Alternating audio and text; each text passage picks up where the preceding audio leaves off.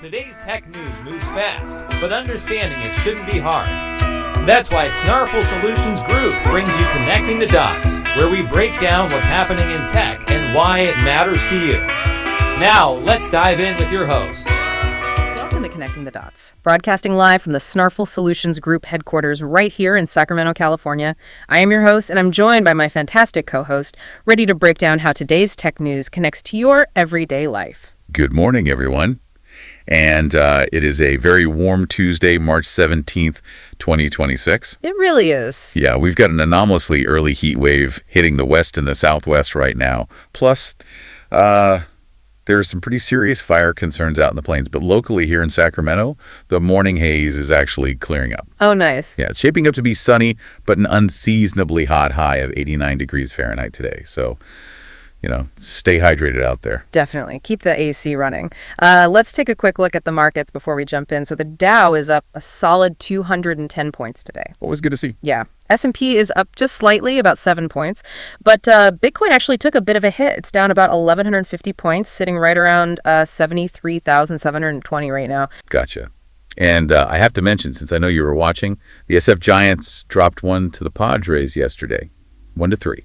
Look, I don't want to talk about it. But hey, Jesus Rodriguez went 2 for 4, so, there's always a silver lining. Fair enough. Before we get into today's news, let's talk about how we actually survive these early mornings. Yes, absolutely. We want to give a shout out to our sponsor, Strong Coffee.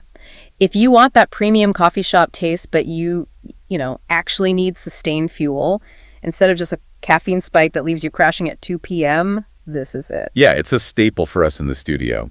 Strong Coffee is this premium instant coffee that genuinely tastes like a traditional slow-dripped brew. It really does. But the best part is it's packed with 15 grams of protein, MCTs, and adaptogens like ashwagandha. Right, so it gives you incredibly clean, sustained energy without any of those awful jitters.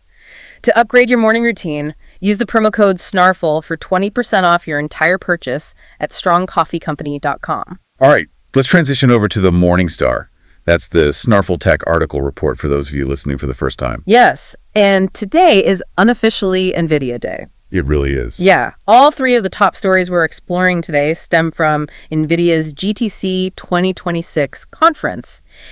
And there's this incredible through line here. We're looking at how this one company is basically redesigning the physical world of computing. Right, starting down here in Earth's data centers. Yeah. And literally blasting off into outer space, and finally bringing that intelligence down to the actual streets you drive on. It's wild. So let's jump right into that first story. Nvidia unveiled a brand new liquid-cooled rack system built on their MGX modular architecture. Yeah. But the thing that really stood out to me in the report, the big shocker, is that this multi-million-dollar rack isn't packed with their famous GPUs. Right, which is their whole thing. Exactly. Instead, it holds 256 of their new custom Vera CPUs. Yeah, central processing units, not graphics. Which is confusing, right? I mean, Everyone has been screaming about GPUs for the last 3 years. They are the engine of the AI boom. So why on earth is NVIDIA suddenly pivoting back to CPUs? Isn't that a massive step backward? It definitely looks like one at first glance, but it's all about the type of AI we are using now. We're shifting from just generative AI to agentic AI. Okay, break that down for me. What's the difference? So generative AI is basically answering questions. You ask it to write a poem, it predicts the next word, and boom, you have a poem. GPUs are amazing at that. Right. But an agentic AI actually takes action. It uses tools. If you ask an agent to compile a report on a company's finances, it has to execute a SQL query, grab the data, run a Python script, and compile code. And GPUs struggle with that? They are terrible at it, honestly. GPUs do thousands of math problems at the exact same time. But running code is sequential. Step 1 has to finish before step 2 can start. Ah, I see. So currently, the GPU has to pause, ask a traditional CPU to do the sequential task, wait for the answer, and then start up again. Okay, so it's a massive bottleneck. It's like, if the GPU is this brilliant architect dreaming up the blueprint for a house, the CPU is the general contractor actually swinging the hammer to build it. That is the perfect analogy, and right now the contractor is moving too slowly. So Nvidia built the Vera CPU to swing the hammer faster. Got it. But what makes Vera so much better than the standard CPUs already out there, like Intel or AMD? It comes down to memory bandwidth and low latency. The Vera chip has 88 custom Olympus ARM cores, but the secret sauce is the memory. They are using LPDDR5X. Wait, hold on. Isn't LPDDR5X mobile memory like the low-power stuff you find in smartphones and high-end laptops? It is, yeah. Why would they put laptop memory into a massive enterprise data center rack? Because of how fast it moves data over very short distances. When an agent is frantically doing tasks, it needs data instantly. This memory setup delivers 1.2 terabytes per second of bandwidth. Wow, 1.2 terabytes. Yeah, per second. It basically eliminates the bottleneck. And when you pack 256 of these into a liquid-cooled rack, you're looking at over 22,000 cores working together to take action on your behalf. So they're reinventing the data center down here on Earth to support AI that does our busy work. That makes total sense. Yeah. But our second story takes this idea and launches it into orbit. Literally. Yeah. Nvidia announced the Space-1 Vera Rubin Module. They are putting AI compute into space. The report says this module delivers up to 25 times more AI compute for space-based inferencing compared to their H100 chip. Which is just a staggering amount of power to put in a satellite. It is. But I have to push back a little here. Why do we need a data center floating in space? Doesn't it make way more sense to just beam the satellite data down to those liquid-cooled Vera racks we just talked about? You would think so, but the problem is the data pipeline. Satellites taking high-resolution imagery for, say, weather tracking or disaster response, they are collecting petabytes of raw visual data, and trying to beam those massive raw files down to Earth via radio frequency data links is incredibly slow. Ah, so it's a bandwidth issue. Completely. Imagine a satellite spots the early signs of a wildfire in a remote area. If it has to send gigabytes of raw photos down to Earth to be processed, it could take hours before authorities are alerted. So it's kind of like if you have a digital camera, but instead of seeing the photo on the screen right away, you have to mail the physical memory card across the country to a photo lab. Exactly. And by the time the lab develops the photo and tells you there's a fire, the forest is burned down. Wow, okay. That puts it in perspective. Yeah, so what Nvidia is doing is putting the photo lab inside the camera.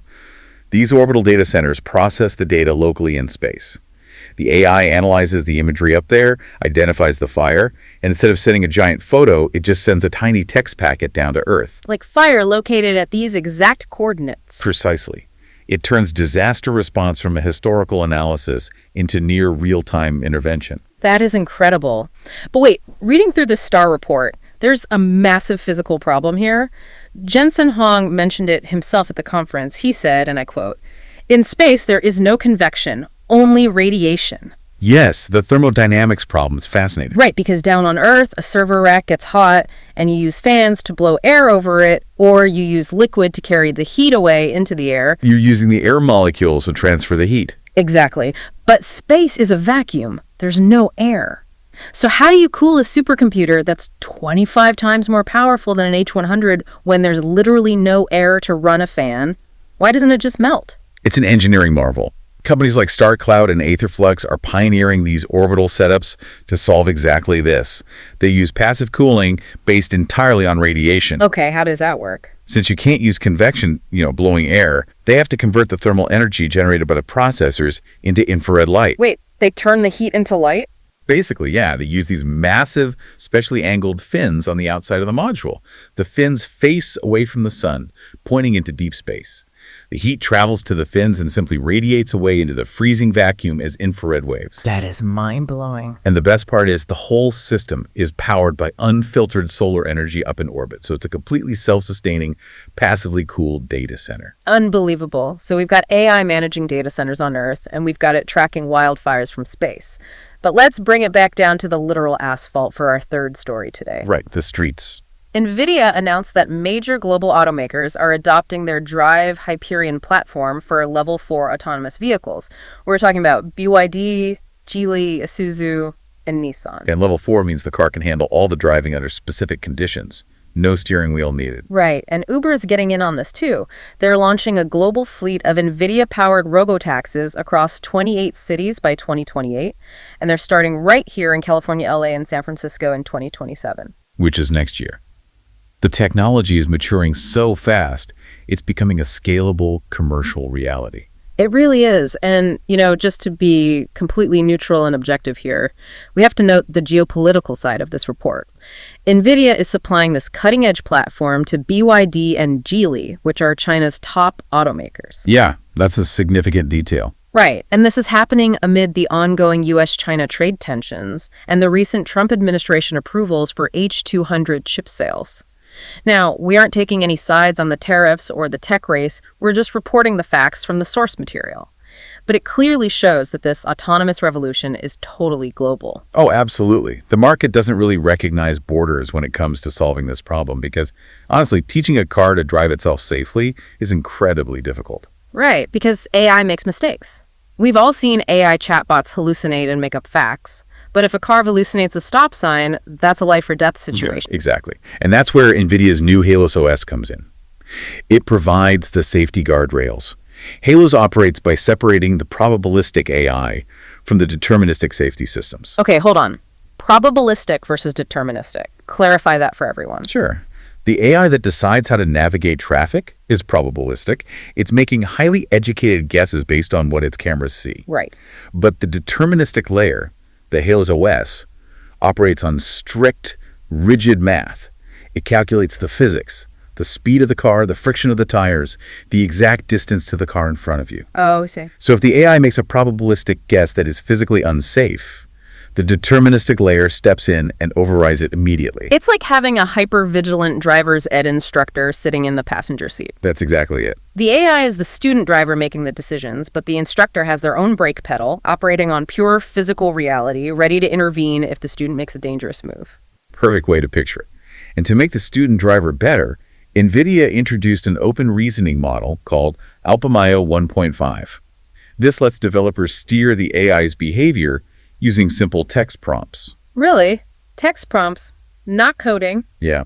Say the car encounters a really weird edge case, like a construction zone where traffic is routed through a parking lot filled with traffic cones. It's total nightmare scenario for an AI. Right. Instead of rewriting thousands of lines of code, engineers can just type a prompt into Alpamayo.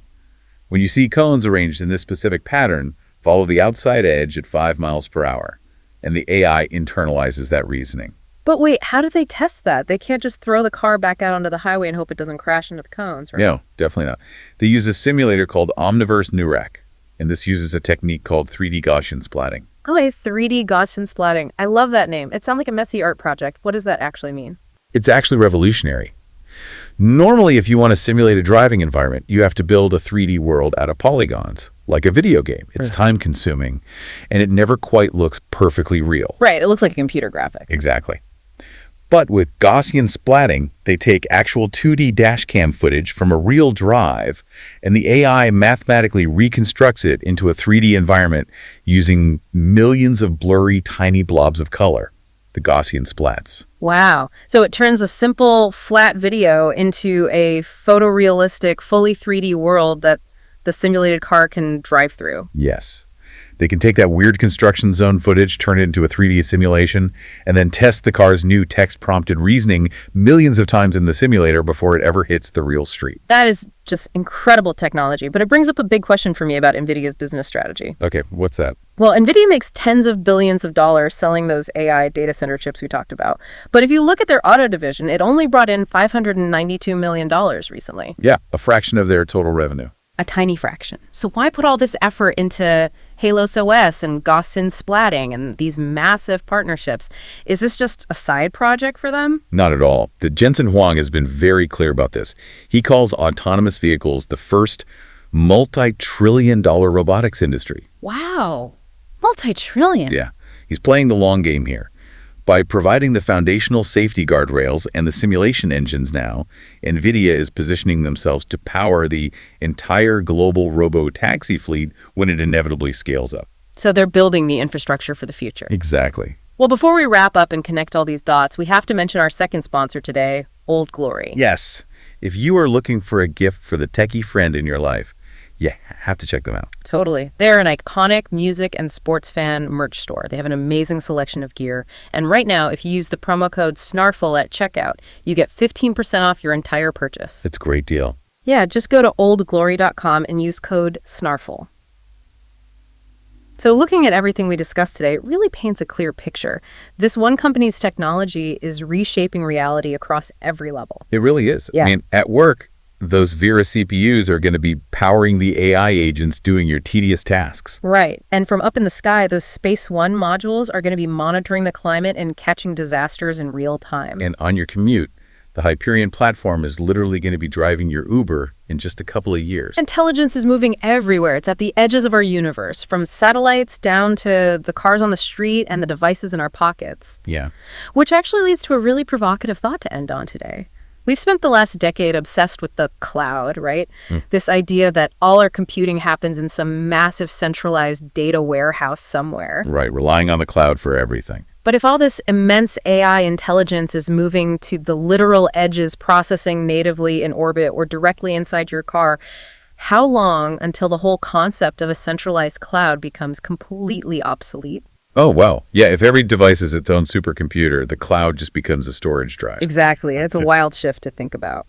Something to mull over this week. We're here to help at Snarful, so reach out on our website if you have any more questions. That's a wrap on today's top stories. Remember, tech doesn't have to be complicated, and we're here to help connect the dots. If you've got questions or want to learn more, visit us at snarful.com. Thanks for listening, and we'll catch you next time.